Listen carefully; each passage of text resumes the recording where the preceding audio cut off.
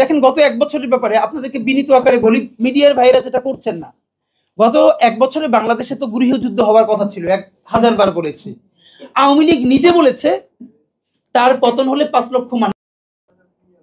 এটা সে কেন বলেছে? এটা শুধু এই কারণে বলে নাই আওয়ামী লীগকে ভয় দেখানোর জন্য না, সে জানে অনেস্টলি সে কত মানুষকে গুম করেছে।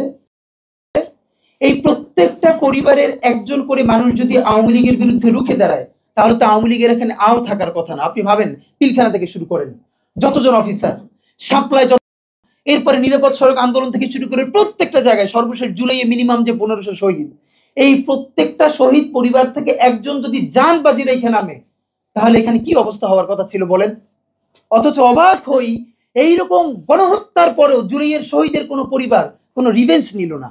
এবং এখানে অবশ্যই বিএনপি, জামাত ইসলামী, অপরাপর প্রধান রাজনৈতিক দলকে আমরা ধন্যবাদ দিয়েছি। তারা অত্যন্ত বিচক্ষণতার পরিচয় দিয়েছে, তারা রিভেঞ্জ নেয় নাই, মানুষকে দমিয়ে রেখেছে।